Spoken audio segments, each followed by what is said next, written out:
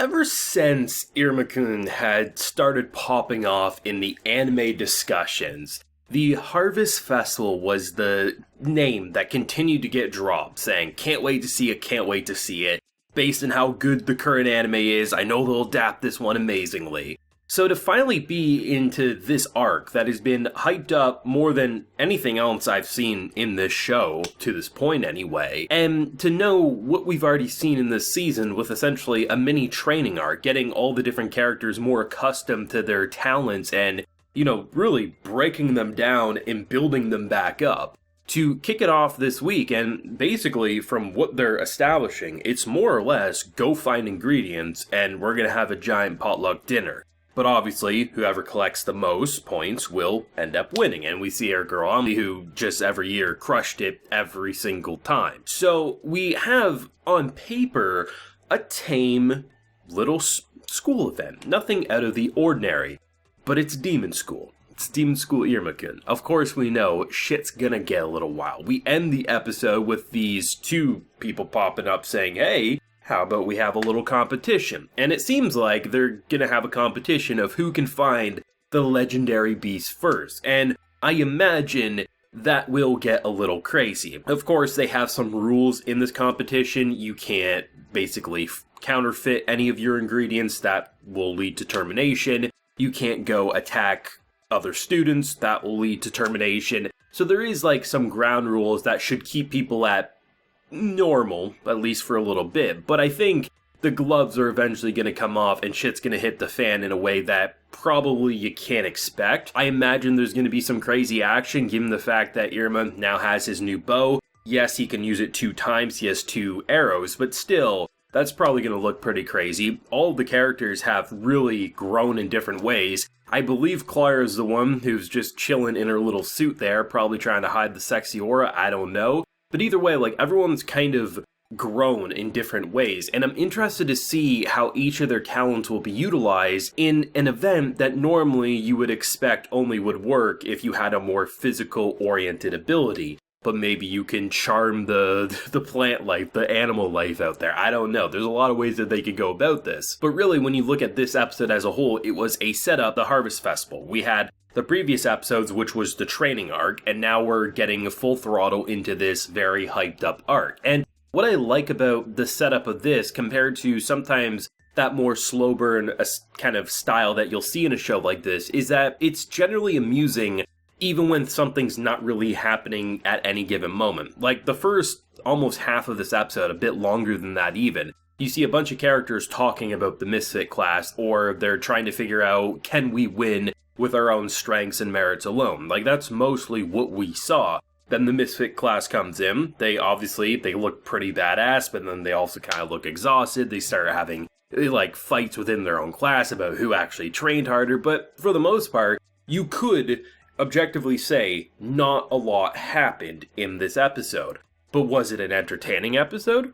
Oh, hell yes it was. See, what Iruma-kun really excels at is the simple moments, and that's mostly what Season 1 was. Yes, by the end of Season 1, it started to kind of kick into high gear and got a little more crazy, but I think the reason people fell in love with this show to begin with is that any group of characters, any pairings that you make out of this cast, will be entertaining. Sometimes they butt heads, they clash, other times they just melt into an adorable puddle of goo, and other times you don't know where they're gonna go. So to see, the characters just talk about what they think they are, which is just, a bunch of goofballs that, have definitely impressed, but do we really have to worry about them? And then to see them all come in, you just immediately are like, damn, these kids have really improved in a short amount of time. And then to see them all basically bicker, because the last time we saw these characters all together, they were basically telling ghost stories. They were telling war stories in a lot of ways about, oh shit, my training's horrible, oh shit, your training sounds horrible, and now they're basically fighting about who had it the worst. And I love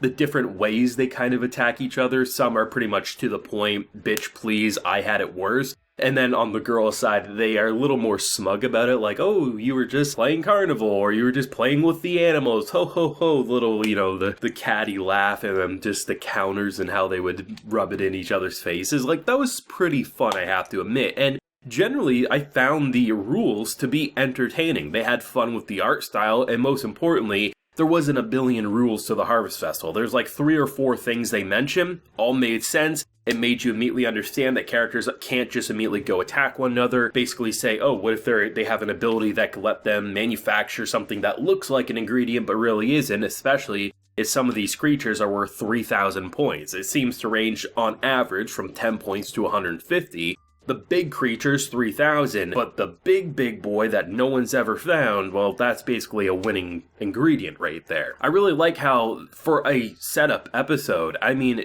really, if you were to tell most people who haven't started a show like this yet, how the formation of this season has gone, they'd probably say, well, that doesn't sound too exciting, but I would be shocked if most Irma fans aren't saying that this is just as fun of a start to a season as any of the prior two, and that's really how I feel. They have fun with the comedy, they have fun with the character pairings and the bickering, and most importantly, I'm interested to see where each group of characters will go, because what I like about shows like these, you can even look at some of my comments on the recent My Hero Academia season. There's a lot of characters on screen at any given time right now in the latest My Hero season, but they're all being utilized in great ways. And Iruma has been a show since basically season 1. A lot of characters, and the longer you watch it, each character gets utilized. And from what I've heard from source readers, that doesn't change. That it's a long series for a reason. It's not just to extend Iruma's shenanigans, but more so to flesh out the entire cast. And if the past 4 episodes haven't been doing that, I don't know what would sell someone on that, because that's really what's been happening, and the fact that any character can be on screen and have my interest is what I love about this show. And I mean, given where the characters have gone over their training to get to this point, I imagine once they either win or come out very close to winning, right, the Misfit class is probably gonna look even more war-torn than they did entering this episode,